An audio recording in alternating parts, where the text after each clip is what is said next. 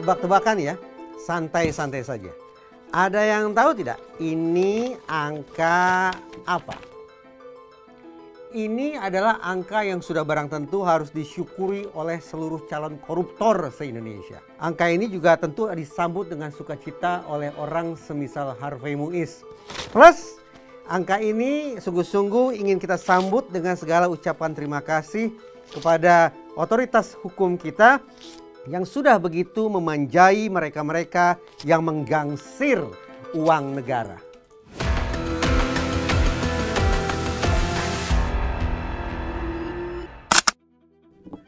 Sopan, menjadi tulang punggung keluarga, plus tidak pernah dihukum. Itu pertimbangan hakim ketika menjatuhkan hukuman 6,5 tahun penjara kepada terdakwa Harvey Muiz yang justru sudah didakwa bahkan diputus menghasilkan kerugian negara sebesar ratusan triliun rupiah. Bagi saya, dengan segala hormat, sopan, tulang punggung keluarga dan tidak pernah dihukum adalah alasan-alasan yang absurd sekaligus membutuhkan definisi ulang. Sopan. Ya jelaslah, mana ada terdakwa yang kemudian akan berperilaku urakan di ruang sidang. Mana mungkin ada terdakwa, apalagi terdakwa tipikor yang nekat jungkir balik di hadapan hakim. Tidak mungkin. Jadi ketika terdakwa tipikor duduk sopan, tenang di kursi pesakitan, itu semestinya dipandang sebagai perilaku yang biasa-biasa saja. Normatif belaka. Tidak ada yang istimewa. Nah kalau kemudian terhadap perilaku yang biasa-biasa semacam itu ternyata hakim menganggapnya sebagai perilaku yang luar biasa, perilaku yang patut dipertimbangkan sebagai hal yang meringankan hukuman bagi terdakwa, maka sudah ini memang hakimnya yang tampaknya baper. Sehingga menilai secara berlebih-lebihan perilaku seorang terdakwa yang sekali lagi semestinya kita pandang sebagai perilaku yang sederhana, yang biasa, yang lumrah, yang normatif belaka. Begitu pula kalau kita bicara pertimbangan bahwa Harvey Muiz adalah seorang tulang punggung keluarga. Dan lagi-lagi itu dianggap sebagai hal yang meringankan. Saya justru berpikir sebaliknya. Bukankah justru kita patut memandang Harvey Muiz ini sebagai seorang kepala keluarga yang alih-alih menanamkan nilai kebaikan bagi istri dan anak-anaknya, tapi malah menanamkan nilai-nilai fundamental yang salah, yang ngawur, yang keliru, yang jahat. Jadi terhadap kepala keluarga yang sudah gagal menjalankan peran sebagai suri tauladan semacam itu, tidak masuk akal kalau dianggap justru tulang punggung keluarga sebagai hal yang meringankan. Apalagi nih, hitung-hitungan saya, Anggaplah Harvey Muiz kemudian mendekam di balik bui. Apakah kita yakin bahwa selama Harvey berada di balik penjara, pundi-pundi hartanya tidak akan terisi? Saya tidak yakin. Jadi selama Harvey berada di balik sel, saya tidak bisa membayangkan sama sekali bahwa keluarganya akan jatuh sengsara dalam kepapaan. Lagi-lagi, alasan tulang punggung keluarga menurut saya tidak masuk akal kalau dijadikan sebagai hal yang meringankan. Tinggal hal yang ketiga, yaitu tidak pernah dihukum sebelumnya. Nah ini agak serius, kita perlu definisi ulang terhadap residivisme. Nah karena saya menganggap bahwa hal-hal yang meringankan yang sudah hakim kenakan kepada Harvey Muiz, saya anggap sebagai hal yang mengada-ngada, saya anggap sebagai hal yang berlebihan, maka saya yakin betul bahwa Mahkamah Agung terutama tipikor sudah sepatutnya punya panduan. Panduan yang akan digunakan sebelum hakim memutus apakah ada atau tidak sesungguhnya hal-hal yang meringankan ataupun hal-hal yang memberatkan. Panduan penghukuman atau sentencing guideline dibutuhkan agar kemudian pertimbangan-pertimbangan hakim menjadi lebih objektif, menjadi lebih terukur, tidak lagi subjektif, tidak lagi baper. Usulan saya, di dalam sentencing guideline itu dimuat paling tidak tentang 6 hal yang harus dicermati satu persatu oleh hakim terhadap satu persatu terdakwa. Tidak boleh pukul rata.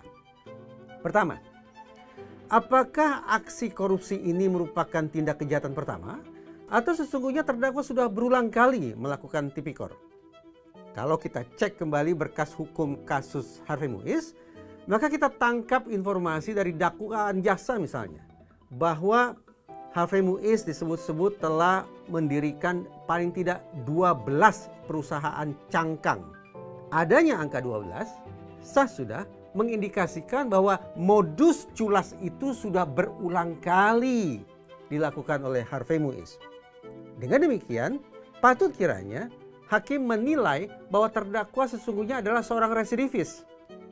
Residivismenya tidak diukur berdasarkan re-entry alias berapa kali dia keluar masuk penjara, tapi residivismenya diukur berdasarkan berapa kali sesungguhnya seorang terdakwa sudah melakukan pidana, terlepas apakah dia berurusan dengan hukum atau tidak, terlepas apakah dia dimintai pertanggungjawaban secara pidana atau tidak.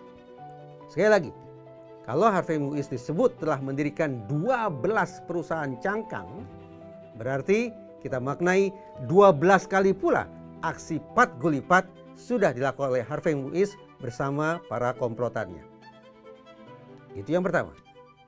Yang kedua, cek ulang efek kerugian bagi negara, efek kerugian bagi kita semua, dan efek keuntungan yang diperoleh oleh terdakwa. Ini paling simpel, paling sederhana. Sudah terbuka terang benderang. Kerugian negara yang diakibatkan oleh kasus ini adalah 300 triliun rupiah. Plus tindak pidana pencucian uang. Berlipat ganda kekayaan yang mereka terima. Sekaligus berlipat ganda pula kepapaan yang harus kita derita. Hal ketiga, dilakukan terhadap target rentan. Artinya, apakah tindak pidana korupsi itu dilakukan terhadap orang ataupun objek yang sesungguhnya punya nilai sangat tinggi, tapi sekaligus gampang untuk dijahati, gampang untuk dieksploitasi. Nah, dalam kasus tipikor yang dilakukan oleh Harvey Muiz, objek korupsinya apa? Tambang, timah. Nah, saya memaknai tambang timah itu sebagai objek yang sangat bernilai tinggi, tapi sekaligus gampang untuk dijahati, gampang untuk dieksploitasi dengan cara-cara jahat.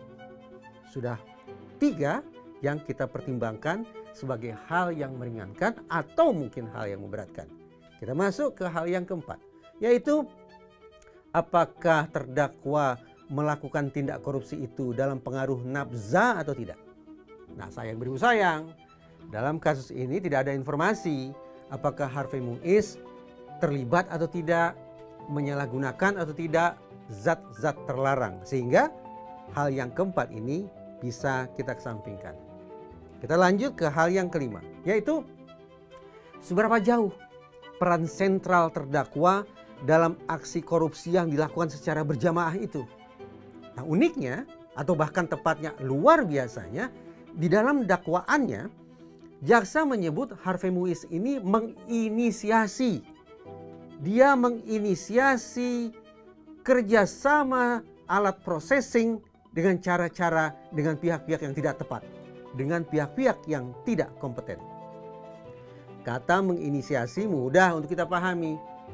Kata ini menunjukkan bahwa posisi Harvey Muiz bukan sebatas ikut-ikutan, koruptor sekaligus inisiator. Maka konsekuensi hukumannya apa? Ya sudah jelas, harus lebih berat daripada sekedar mereka yang ikut-ikutan belaka. Yang terakhir, hal keenam yang menurut saya penting dimasukkan ke dalam sentencing guideline. Agar sekali lagi, pertimbangan hakim tentang hal yang meringankan dan hal yang memberatkan menjadi lebih terukur, menjadi lebih objektif. Hal yang keenam adalah apakah terdakwa mengakui atau tidak bahwa dia sudah melakukan kesalahan?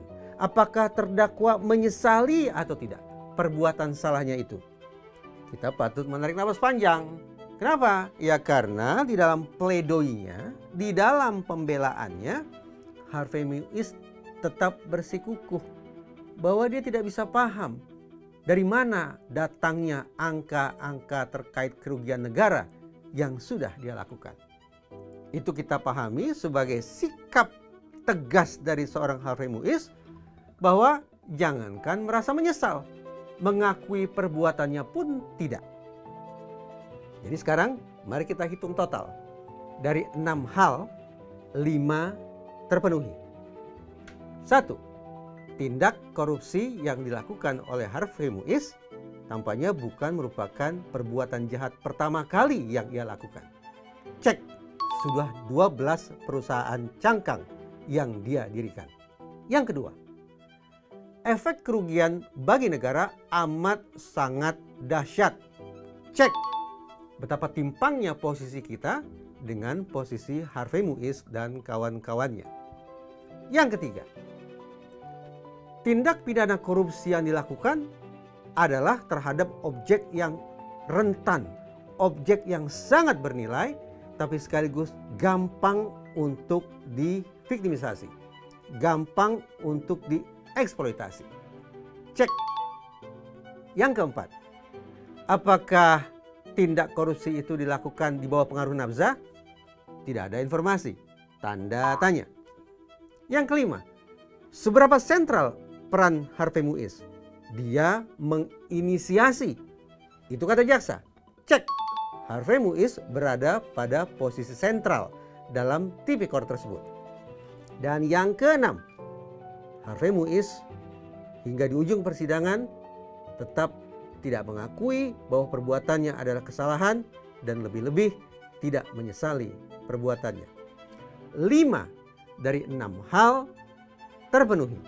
Itu artinya silakan jawab sendiri, terutama oleh Yang Mulia Hakim. Kacamata apa yang akan digunakan terhadap Harvey Muiz? Lensa pluskah atau lensa minuskah? Memberatkankah atau justru sebaliknya meringankankah?